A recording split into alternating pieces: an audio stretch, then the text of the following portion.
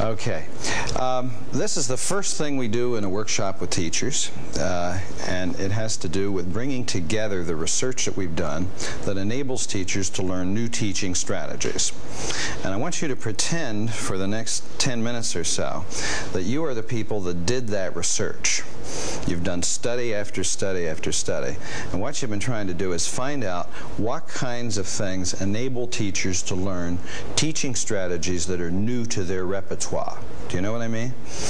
You do the studies pretty much all in the same way. You'll study a teacher, say Gene. You'll make sure he does not know a given teaching strategy, doesn't use it, not part of his ballgame. You'll also make sure that you've got one and you agree with Gene that it's useful. If he had it, he could do some things, at least in greater variety than he currently does them, but probably more effectively. You know, we kind of work together and we think out something which, you know, you kind of would like to do and don't do much with, would like to do more with, and we agree on that. So we know the teaching strategy will be useful. We get a teaching strategy that's well tested. As we know that research has been done on it. If he learns to do it right, it will work. We'll get the mileage we want in that direction. Am I communicating pretty well? And then we use, we use different kinds of conditions and find out what happens. Now, in the course of doing these studies, remember you're researchers now for this time, you've learned to measure certain kinds of things. One is you're good at measuring skill. You can ask, after, let's say Gene's our subject here, after he's learned the strategy, or when we've given him some opportunity to study it, we ask him to use it, we go in and watch him, and we say, you know, how good is it? And we can get some measure, whether it's, you know, pretty awkward or come along or very smooth and kind of integrated, part of the natural repertoire. And the second thing we study is whether, and we come back, we follow him for a while, and we find out when it's transferred into his repertoire, he can haul it out and use it anytime he wants, and is so doing. Are we together? Now, ultimately, when we work with staff development, where's the payoff? Right? This is it, isn't it? This is what we want to achieve. So the people are constantly adding to their skills and adding them to such a way that they just become very, very comfortable with them. All right? Now, I'm going to, as part of our convention here, we're going to design a series of studies that will kind of pull together the knowledge in the field so that we will kind of be able to say what should be our policy. How shall we engage in staff development if we want to get here? And I'm going to design those studies, and you're going to set the hypotheses. You're going to see what you think will happen, and then I'll give you the answers according to the studies that we've done. Together? All right. Here's study number 1. We take 100 teachers. We make sure they do not know a given teaching strategy. We know they're highly motivated. They're all volunteers. We've got plenty of time. We can take the time we want. It's prime time. There are substitutes, and people don't mind being away. They know the substitutes. They have confidence in them, or they're teaching in teaching teams, and it's okay to be absent. The organizational conditions are good.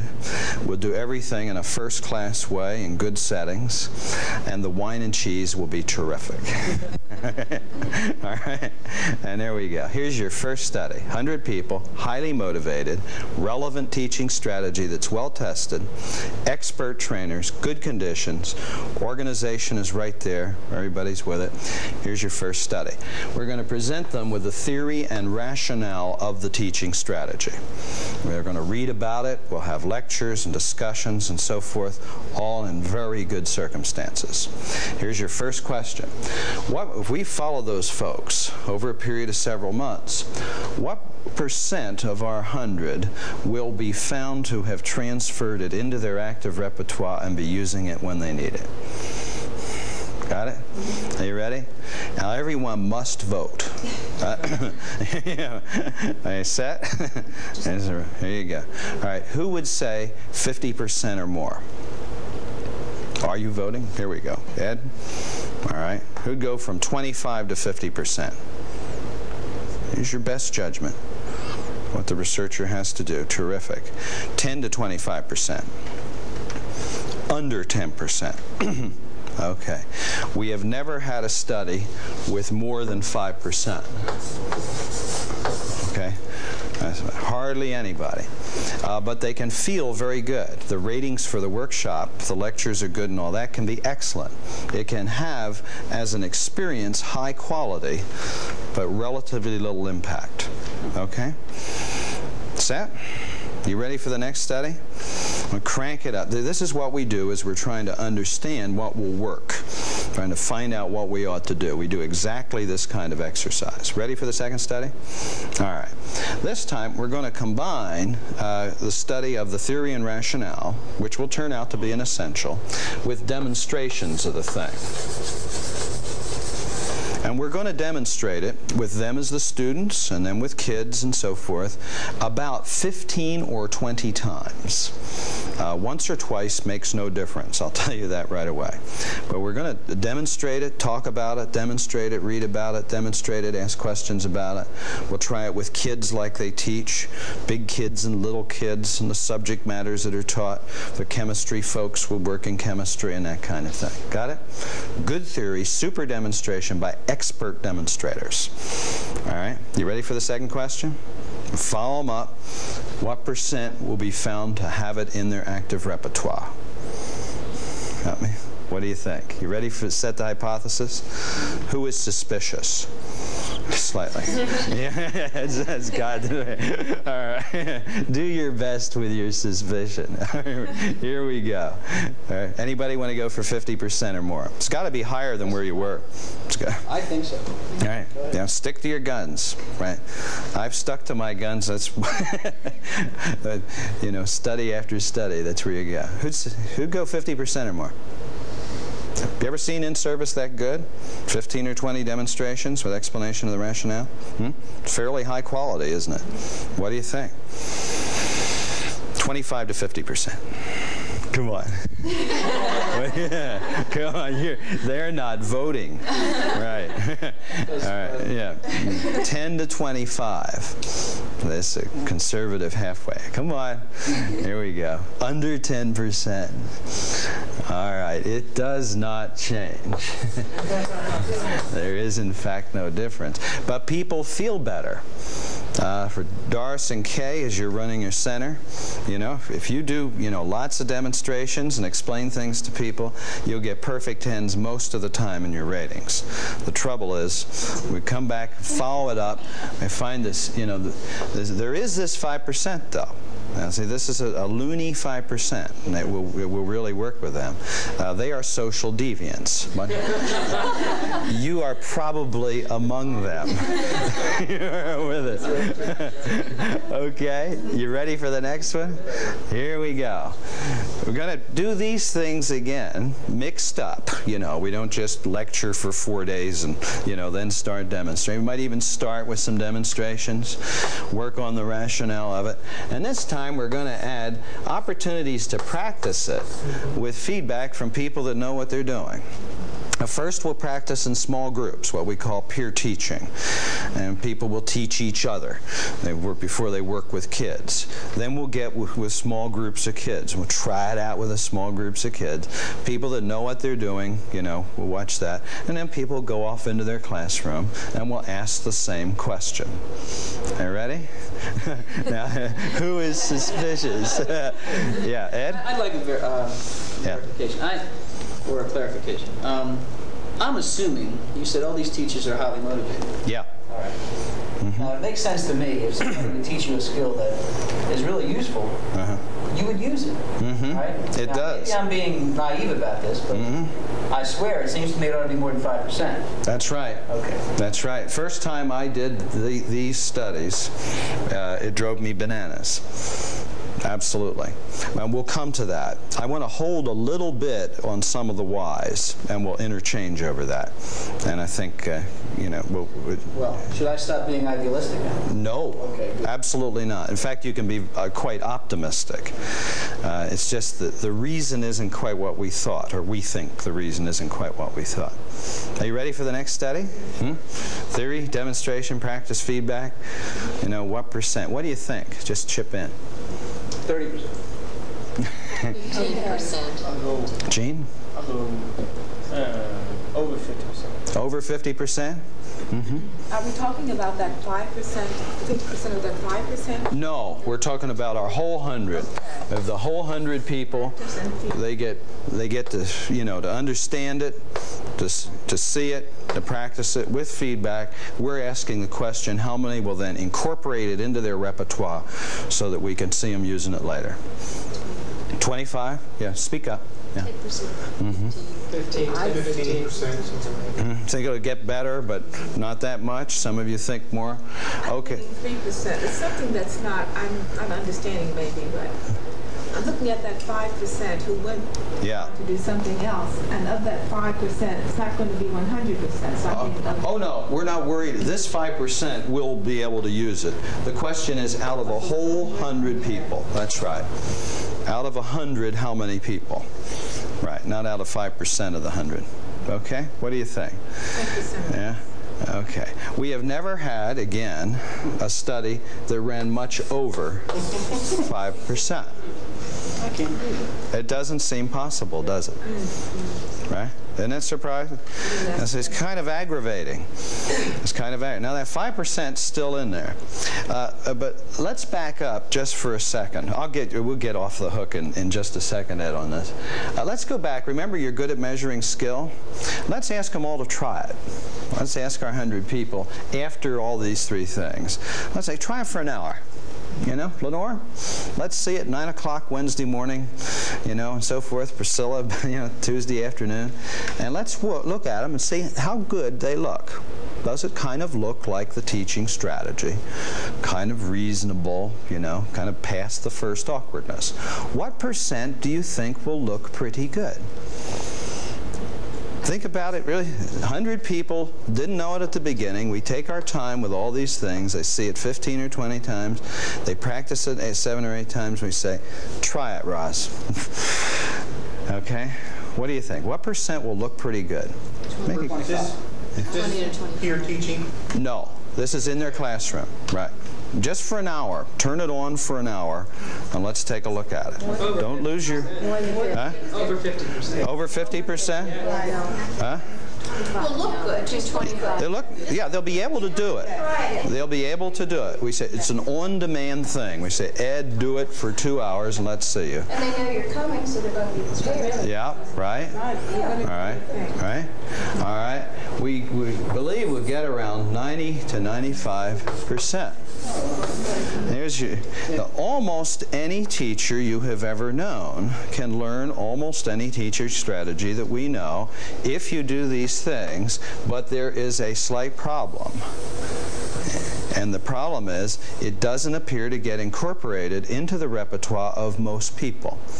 Now, there haven't been a huge number of real good studies of transfer. And as we get better at doing those studies, it may change. But this kind of picture is what we have. Beverly Showers last year, well, I'll tell you about Showers' study in just a minute at the University of Oregon, because it illuminates this. Shall we do another study? Yeah. See, this is what we're attacking now as researchers. Here's our problem. We've got the methodology so that people can get skill. They like the thing, they're going, they show it off to us, it looks all right, but they're not using it very often, or if at all. You know, just, it hasn't become part of the going repertoire. So we're going to attack that problem.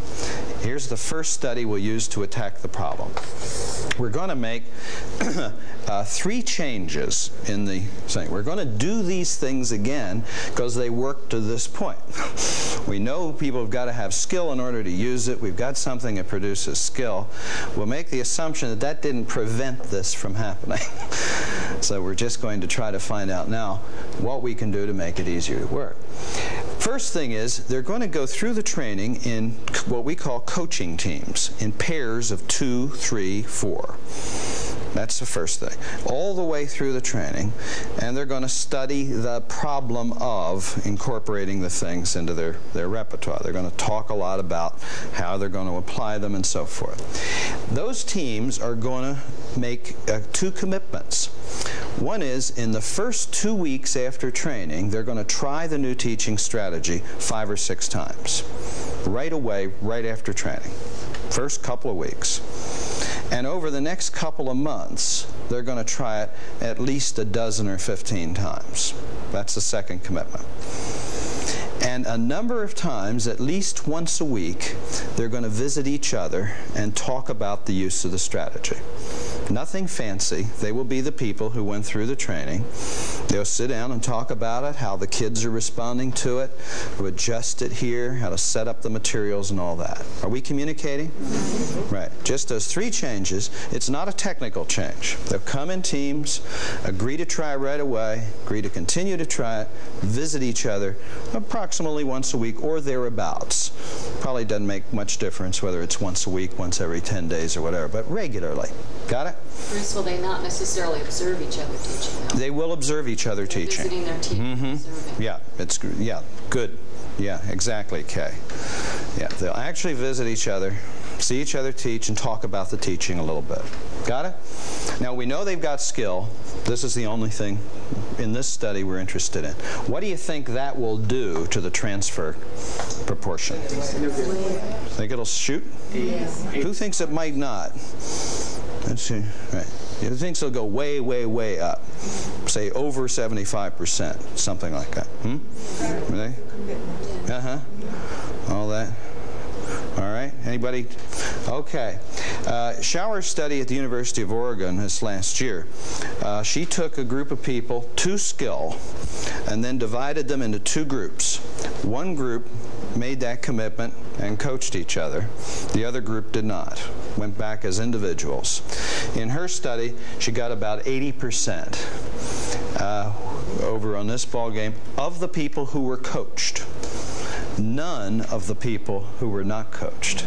Not one. And there was only, a small group. It was, say 12 in the control group and 12 in the experimental group. But in that particular group, none of our 5% showed up. So none of them did it. They were matched for skill. She knew who they were. So when she made the 2 groups, she knew who was highly motivated and, getting the most out of it and all that. And she matched them into the 2 sets. And we got about that much. We think we can probably engineer training to get around 90%. Now, what do you think of that? Isn't this a funny one? Now, all 3 of these are necessary for skill. Shoot, what are you thinking, Gene? I'm thinking that coaching, no doubt, is a valuable training technique. Yeah. But in this 4th study, it's the only study where the teaching environment was significantly changed. that if teachers were given time to meet with each other, to reflect, to think about what they do, which teachers very often don't have. So their teaching environment was significantly changed. So is it the coaching or is it the change in the teaching? That's a nice question. And we don't know yet. We haven't parceled out any of that. That's neat, isn't it? Maybe, you know, a different kind of environment, because that is significant. That's neat. And to implement coaching, as you say, requires a change in environment. Right there. Bruce, with the factor that they make the commitment, or in other terms, buy into what they're doing. Most research that I've read on in-service says that that's the primary concern of people when they're being in service, is that they have real input. Yeah. And they're really getting back what we want. We could take a skill and say, this is a good skill, higher level questioning. Yeah. And teachers would all say, yes, I'd like to learn. If I'm not good at it, I'll buy into that, because that will in turn make me a better teacher. Right. So when they make the commitment to the coaching concept, which I believe is the trend we should go in fact, they're saying that I really believe in this and I'm going to make it work. Okay. So you're building a social system which makes it easy for people to believe. Setting up that kind of thing. Now, that's one thesis, that that's the thing that's been changed and made it easier, that you got a higher level of motivation through commitment and so forth. Any other theses? Well, with the reporting back, that's something very tangible. And everyone feels a sense of responsibility to keep the chain together and say, you know, I've got to do this because. Right. And we're all controlled by positive and negative reinforcement. Right. So if you and I are coaching each other, we kind of get it. I've got an obligation to you and you've got an obligation to me. So the social system keeps us going where we might have avoided things and stuff. That's neat. I think there's also support for one another. Yeah. To try out those techniques. You're trying it for somebody, you know, in front of your partner, and then you switch roles. Right. Well, these are three hypotheses, aren't they? Well, we've been... Ed? Any other variables here, like money? Yeah.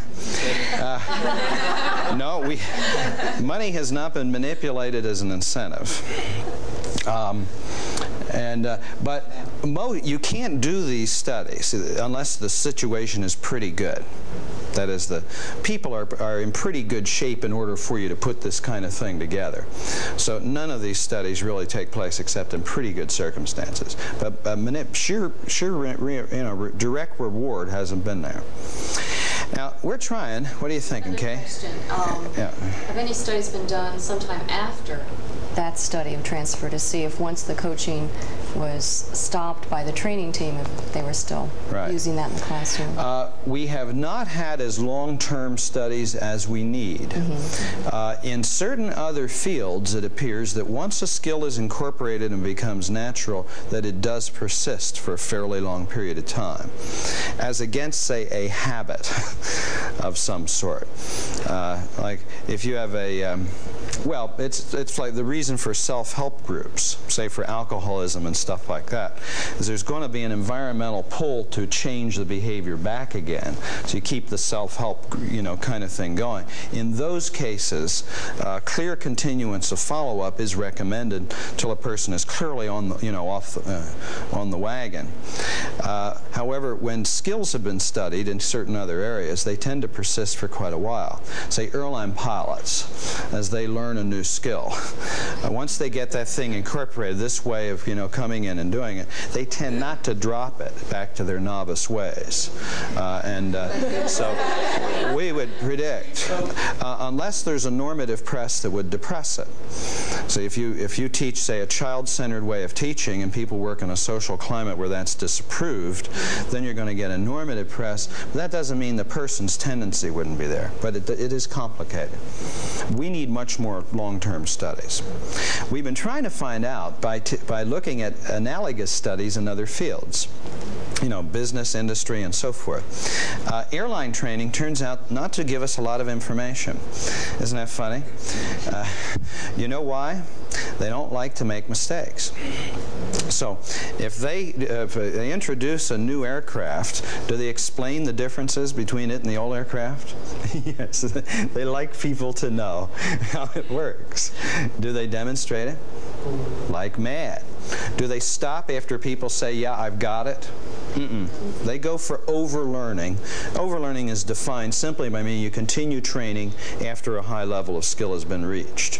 So they give practice and feedback, and they keep going, and they don't then say, take off by yourself and fly to Heathrow.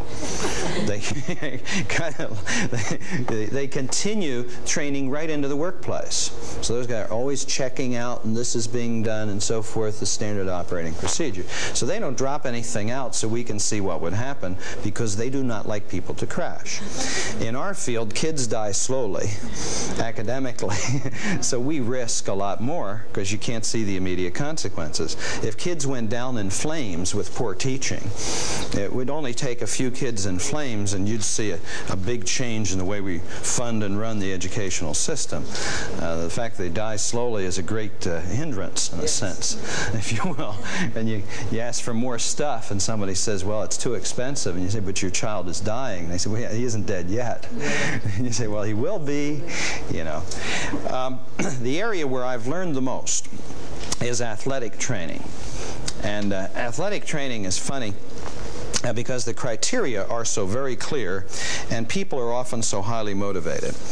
And by way of opening up just some things by which you can think about these theses and what they're worth, I'm going to describe a little exercise in research on tennis training. Some of you still play children's games? Tennis, ski, you know, bowling, golf, all that? Yeah, pretty much, okay. Well, this will be true of all of them. And describe a kind of thing that happens in a very special tennis college in Southern California run by a top professional. It's run for middle-class couples and their tournament-aspiring kids. They come down for a week and they're going to play tennis 6 to 8 hours a day, you know, straight on through. They're going to pay them several $100s for the privilege. They're going to pay the condominium owners and they're going to pay the restaurateurs, and then they're going to be trained. Are they highly motivated? Yeah. Aggressive learners? They want to get better? As the trainer puts it, they wanted to beat that man for 5 years. And this is the chance to do it. It's McEnroe country, if you will, in terms of the social spirit. Now, they teach people with plenty of resources who are highly motivated and are sports-minded for the most part. Now, they teach what are called topspin strokes. Does that communicate to everybody? Where you hit the ball up like this, you know, the racket face like that, so it rotates over itself and comes down. The first thing they do is explain the theory of the person's new, say, topspin backhand. And why you hit the ball that way, why you hold the racket the way you do, the relation, what your legs do and so forth, how to turn your body and that kind of thing. Then they demonstrate it. You get to see the great topspin backhands of the world in slow motion on videotape. Then you can see demonstrations live and so forth. Lots and lots. Then they go out and you get your own little ball machine and you get to hit your new topspin backhand 600 times an hour. Are you with me? Whomp, whomp. While attractive coaches dance around behind you saying things like, Bruce, why is your left foot in the air, you know, and things like that. They keep needling at you. Then you get to go to a videotape court where you get to see your new topspin backhand superimposed over a professional model. And then you go back and you hit it again, you know, 600 more times. You have the week in mind? What happens at the end of the week? If you ask those people to hit their topspin backhand, what do they look like? Huh? Almost everybody. And then they go home, and what do most of them do? What backhand do they hit when they get home? Huh? Huh? For most people, as they put it, the old crummy one, unless a few things happen. Have you ever... and it's, you know, it's kind of mysterious. Are they motivated? Have they paid a lot? Are they athletic? Have they had expert training? Did they develop the skill? And then what's going on? Furthermore, they can't wait to play that man when they get back. And what does he do to them? Little children can beat you after that much training for a little while. So forth. Are any of you golfers? Right. Skiers? So forth. Right. Other things? Tennis? So forth. But really, analogous to going to these health farms to lose weight. Yeah. And you're there, and then you go home and gain weight. There are analogies, except that is a habit-related thing also. Yeah. Here's what happens. We think. When somebody teaches you a new skill, it's not hard to learn the skill, but it's incorporating it into related behaviors. So learning your backhand isn't hard, but when you come back and play that man and he hits a ball and you run for it, where do you run? Where you used to hit the old backhand. You hit the new one just a few inches farther out in front of you, and what happens? You've run to where you used to hit the old one, try to hit the new one, and your performance goes down. Second, until you've hit thousands of shots, your new backhand doesn't feel as comfortable as your old backhand. Eventually, it'll be a more powerful stroke. But for the short time, if you need a point from him, you chip this old, funny-looking thing in there. And so people tend to feel less comfortable for a while with their new skills than they do with their old skills, or than they do with their old skills, even though they may know the new skills are going to be more powerful. So as they play games, they tend to withdraw. So this is what happens. When they want effectiveness out of that training, what do they prefer to have? Couples come, partners, families, groups of any kind, if you can. And then go back and not play any games, but spend a lot of time practicing hitting those new strokes until they get grooved and comfortable. And when you're in a tight spot, you'll use the new good stroke, or better stroke. Now, this is what we think happens with golfers. What happens, golfer, when they change your grip slightly? When you're getting ready to swing? When a golfer's grip is changed slightly, I'll tell you what it does. It rivets the golfer's elbows through the rib cage, just like that. It's just fun. Because the slight change requires a lot of other adjustments. It makes your back swing slightly different, your front swing, and all the old habits impede the use of the new thing. So when a golf pro has coaches somebody, they say, do not play around. Go out and hit several thousand balls till you're comfortable with this thing. Skiers, ski instructors are very clear with me. They say, Bruce, please do not tell anyone I gave you this lesson because you will not use it. And why will you not use it? Because you do not like to fall down. The way you ski, you look like Grandma Moses. You're an embarrassment to your children. It's kind of but you get down. You have learned this funny way, and you can go up the lift, get off, make your way down, even though people snicker, and you do not mind. But we teach you a new skill, like lighten on the turns, and you lighten on the turn right into a tree. It's the little adjustments that go along with it. It's not hard to lighten on the turn. That's easy. It's just that your feet don't do what they used to do in relation to that, and you have to get them adjusted. Do you see where we're heading for here in motivation? We think that a large part of the problem here is that for a long time, teachers will feel less comfortable with their new teaching skills than with the old ones. You walk in and you're going to feel less comfortable. And in fact, you are less competent in a certain sense. You're less competent with that technique than you are with the techniques that you're used to using.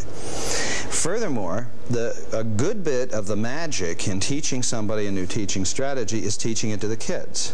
Isn't that right? Isn't that why you work so hard in the fall? You work like a dog the first 2 months to teach the kids how to learn the way you are going to teach, essentially. consciously. So you know, all that, you get them, you know, get the drill straightened out, you keep explaining it, showing people how to do things, each new class every year. If you're ever in a school where there's a big change, you move to a student-directed school where the kids are going to work on learning contracts. Can you imagine what it's like the first 6 months? You go bananas. You know, you really work hard till the kids got it. So that we got to not only learn it ourselves, we've got to teach it to the children, teach them how to relate to us with the approach. And that's going to be a problem. And then the kids are not always kind.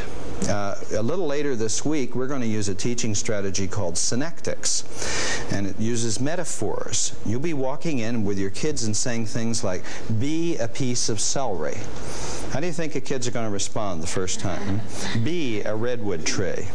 Be a cactus. You know, how is a mouse like a lion? And they're going to think you're crazy. Why don't you teach the way you did before you lost your mind? So you have to work your way through that until, you know, you get comfortable. So this is what happens. So far, we have very few studies of this, what we're beginning to think. Most people go out and never try the new teaching strategy once. You go out, get all ready to do it, and in your mind, you don't say this consciously, but this is what your unconscious is saying. It's not going to work as well as the way I usually teach, and the kids are going to give me a lot of business for it. They say, well, maybe we ought to wait till testing is over. Maybe we'll wait till after Christmas. Let's just wait a little longer. You managed to wait 2 weeks or 3 weeks, and what do you think you remember from the training? It's like you told the golf pro, you know, you finish and say, gee, thanks for the lesson. I'll use it when we go to Hawaii at Christmas time. You know, you're really going to get a lot of use out of that stroke. So the same thing happened. You're a ski instructor. You say, thanks, I'll use it next season. Effectively, that's what happens. People back off, don't even try it. And we think what coaching does, and we're not sure, it provides support through a period where you actually feel less competent, does provide that commitment and you know, builds a social environment and that sense of responsibility to each other. So I don't want to use my new topspin backhand or my new teaching strategy and so forth, but I'm there. Lenore's part of my team. You know, we got to say, well, do you want to do it first or shall I do it first? And it pushes you over that period where you would otherwise avoid it. And that's why athletic coaches, after they give good training, do they leave the teams alone? They helm them every minute. And at times it seems annoying if you watch it. Don't you find that a little bit? You think, why don't they leave the kids alone? They'll get it. Well, a good coach says, oh no, they won't. You know, if I've got a good basketball player with a good jump shot and I teach him something that'll make it slightly better, he gets in a game, which is he going to shoot? And so forth. So I keep hounding him. Just remember, you know, remember what I said, you know, get set, get set. They keep push, push, push. See what we mean? So we think a lot of the problem is technical. We would bet money wouldn't work. Those tennis players are highly motivated. You watch a pro, someone like Jimmy Connors this year, improved his serve slightly, and it only took him 4 months. And you can bet there's several reasons. One, a little change requires a lot of other changes, but also he's got a lot to lose. Suppose his serve got worse. You know, he'd been one of the best 3 in the world for 10 or so years. It wouldn't be much fun being number 25. So forth. So the better you are, the higher the stakes. That's why some super good teachers don't respond super well to training. You know, they've got a thing that really works. You go in and say, gee, that's one of my best and the most highly motivated people. You know, he'll love this new thing. Well, his stake is bigger than somebody who's in trouble. I have no trouble at all motivating people with discipline problems. No trouble at all. They have nothing to lose. Sure, I'll try it, Bruce. Anything you've got, I will try it. I'm working currently with teachers who are reassigned in science and math in one of the inner cities, and they were not qualified for it. The English teachers who are teaching biology and stuff like that. It's a very easy population to work with. Anything I've got, yeah, I need it, boss. You know, here it is. No problem. But as you get competent, really good, you get a routine that works. You can get the ball back. You know, you can get the teaching going. You know, we think that's in there. How do you like that? Is that communicating in there? So it's a funny thing. Upshot is very high quality stuff, only a few people go. Are you interested in the characteristics of these guys? They simulate the rest of this in their heads as we find high training. Can't you see that? As we ask them, you know, what did you do? They say, well, I read this book. You say, take it up here. I read this book and I tried to image to myself what it would look like in teaching. And they imagine it. Then they therefore demonstrate it to themselves. They try it, and they're real good with getting realistic, getting feedback from the kids, so forth. So they're very realistic, very hard on themselves, give themselves that feedback, and they know they're going to have pain. They give themselves support very well. You say, it'll get better, it'll get better. I'll be, you know, just a few more tries, and it will come. And they kind of coach themselves through the process. Isn't that funny? So, and they rehearse mentally a great deal. As they go in there, they're thinking, when I do this, what are the kids likely to do? If a kid does this, what am I going to do? There's a lot of that rehearsal that's found in athletics to be important. As people are finding out that one way to improve your golfing is you stand up there and imagine yourself hitting a bunch of strokes and things like that. There was a neat study where they were teaching kids to shoot foul shots. One group shot practiced, one group watched, and one group thought about it. And the differences, they're all improved. And the amazing thing was that the group that just thought about it improved a remarkable extent, considering the fact, I mean, they'd played basketball before, you know, so they knew what the feel was, but they also improved. It's a technique that has some effect. Doesn't mean you shouldn't practice. But these guys are excellent internally in putting that stuff together, and they suffer well. So at this point, we tell people when they're learning a new strategy, this is going to be painful. You're about to be worse than you are today. Instead of saying you're about to be better. And if you last through the period of worse, you'll have a new skill you can use. And we think that's a more honest way to put it than saying, I will give you a new teaching strategy and you will feel instantly better. You will have more tools. The fact is you will feel instantly worse. But if you stick with it, we'll get the new trend. How's that? Does that make sense? Aren't they also the personality that enjoys challenge and change? These guys? Yes. They're good, realistic people, yeah. But some others who like challenge are down in the low transfer group. Yeah. Most of these people feel good about themselves, are adventuresome, you say, do a lot of that internal imaging. But some people who have a couple of those characteristics have a lot of trouble. Yeah. It's nice. Good statement. Is that enough of that for a bit? You got the thing? Okay. That's it for now. You want to take a break?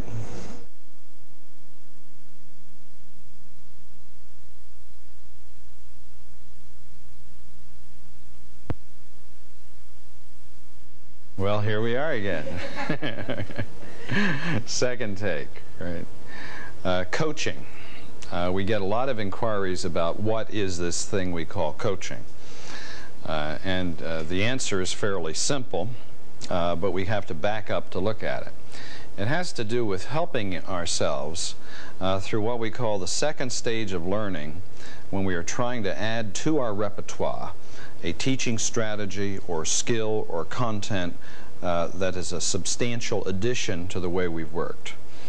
So it's a new and important addition. Teaching strategy we haven't used, content we haven't taught. And in order to master the new skill, we pretty well know what conditions are effective with most of us. We have to study its rationale, we have to see demonstrations of it, then we practice it as peers with each other, and then we begin to practice it with children, watching each other, you know, successively getting stronger and stronger each time. Then back to more demonstrations, more practice, more study with the rationale, more practice, more, you know, so on and so forth. And then we get pretty good. Isn't that where you are with concept attainment? You know, we've done enough this week that you can kind of do it. And then you start using it in the classroom, and what, 2 or 3 things happen. One is we have a tendency to revert to our old teaching strategy because that's the way we're used to working. And kind of feel yourself putting the brakes on. And we react to the discomfort of the new teaching strategy by withdrawing from it. And so we know we can build skill fairly comfortably. Without that skill, we don't worry about the coaching because there isn't anything to transfer. The coaching is to facilitate our work into and through the discomfort stage until we reach ownership of the strategy. And we see that as happening in 2 or 3 stages. The first stage, you try the thing a half-dozen times, feel uncomfortable, but you have the companionship of someone else. So companionship is a big item.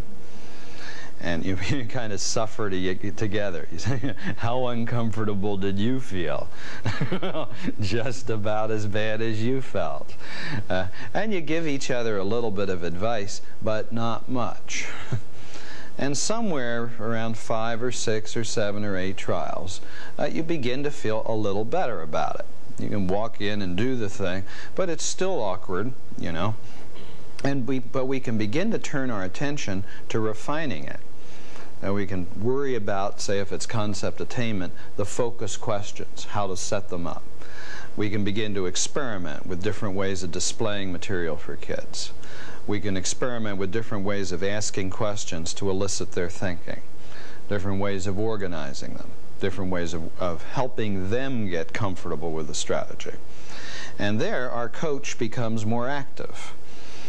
We get a little more advice. Well, you know, let's experiment with this. Maybe we could try that. Let's each do a lesson and we'll open it with 2, you know, different openings and see what effects those are. So but not too many things at one time. A coach will wipe themselves out by giving too much advice on too many things. You just kind of pick 1 or 2 things and work with those, rather than going through, you know, a laundry list of 85 things, or telling joy stories. You know, back in 42, you know, I found a way that worked and I want to make everybody do it that way. And then after another 6 or 7 trials, we come to another level of comfort. And then we can begin to really roar, because that's where we take chunks of curricular and instructional materials, put them out together, see how to use them with that teaching approach, you know, and the discussion gets, in a sense, more sober and yet more lighthearted, because we don't feel quite as miserable. And then after 10 or 12 more trials, we begin to feel ownership with the thing. That is, we can walk in, look at a set of curriculum materials, make some judgments about how to use it, start the thing with the kids, keep them going, and most important, dig out of holes as we go along. Does that make, you know, so it's companionship, then refining, you know, the companionship through the stage of misery, refining as we get to a point of greater comfort, and then serious study of the thing and its application as we go to full ownership. Now, who can do it? Now, I think you know what would be my preference. We have been together in a workshop setting now for this is our 4th day. We're watching each other teach in front of cameras, discussing that teaching, bringing things in, showing them to others, and you know, planning together. Don't you find as you bring something in now, you want to show it someone else? What do you think? You know, we begin to get that comfort, and we want to share. We want to teach publicly because otherwise what? We can't yet test the reality of how we work with it. And hopefully at this point we could pair off almost any way. Any 2 of us or 3 of us or 4 of us could work together and give each other feedback. And that's kind of an optimal coaching situation where we know that anybody in our little group can do this at will. Probably for convenience we'll work in pairs most of the time. Be hard to assemble the group, you know, from a number of schools on a regular basis, at least often enough for all the practice that we need. But again, coming together occasionally, aren't you going to do that? Yeah, we'll come back and share the experience, talk about what's happened, and give each other further advice. Can supervisors coach? They can, but it's not nearly as efficient as if teachers working together do it. Irrelevant researchers can coach. so forth. I do it all the time. But probably not as well, say, as two teachers working together. Can third grade teachers coach high school chemistry teachers? Sure, over the same teaching strategy. And is vice, the opposite true? Absolutely. Are there advantages to mixing up? There are advantages. And you see the precision of a mathematics teacher, working with academically talented kids at the senior high level, kind of gives the, people working with little kids a bit of a jolt. Maybe we ought to be a little more precise around here. And yet the tremendous reflexivity of people working with tiny little kids and the management skill they've developed kind of is a nice lesson for those of us who work with older kids. So we go back and forth. All right? How do we do this? We do it in the workshop setting. While learning teaching strategies, we work as a team, working on our skills and building that community. Because what will make it go is community. We want to come out of this kind of setting saying, I am committed to try this strategy until I've got it fully mastered. Then I may throw it away. But I did not quit because I was uncomfortable, frightened, or uncommitted. I drove my way through it till I had it, could use it with others, and in your cases, to where you can demonstrate it with other people. Okay? Thoughts? Now, something very important. From the athletic trainers, we've learned a fair amount.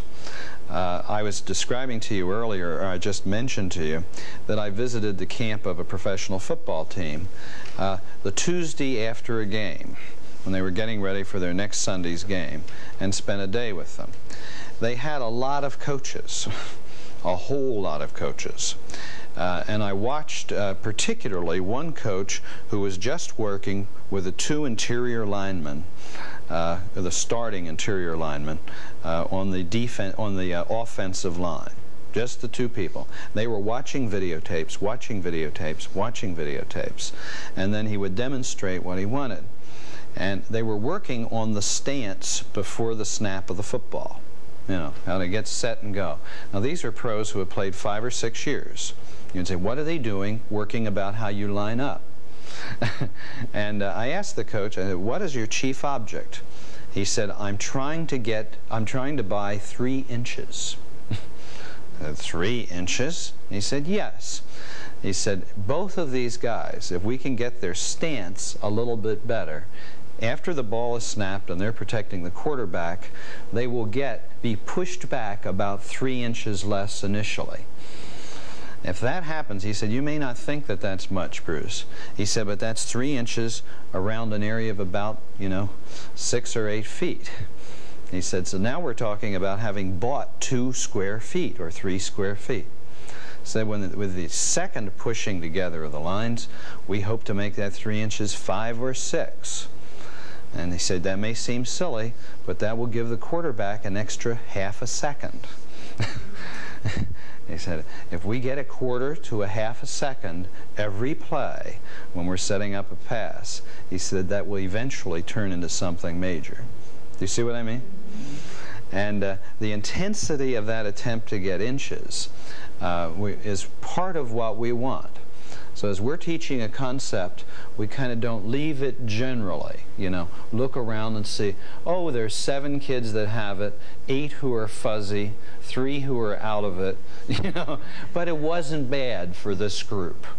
What we want are the inches that make 7s into 8s, the 6s into 5s, the 3s into 2s, lesson after lesson after lesson. So that 40 million school children every year, every day, we get those kinds of inches. And a lot of the games, people, talk often about the, teaching strategy should have dramatic effect. A lot of it isn't. Concept attainment will give you a few more inches with concepts. Memory model, a few more words every day. And so, but they will accumulate. They'll accumulate over 180 days of school each year to an enormous amount of increment of knowledge with each learner. And just imagine a kid who learned 3 more spelling words, every week. That doesn't sound like much, does it? 3 more words for 100, for 30 weeks, is 100 more. making it easier to read various things. The 100 turns into 2. And in the course of schooling, you're talking about a spelling vocabulary of a couple of thousand or 3,000 words more. And we get that with our, stance, using the right strategy and all that. So with the coaching, again, what we're doing with anyone else, if I'm helping someone work, with a teaching strategy, the help I'm going to give is going to give them an inch here, and an inch there, and an inch here, and an inch there. It's not a business of transformation. Okay? Okay, there we go, coaches. All right, thank you.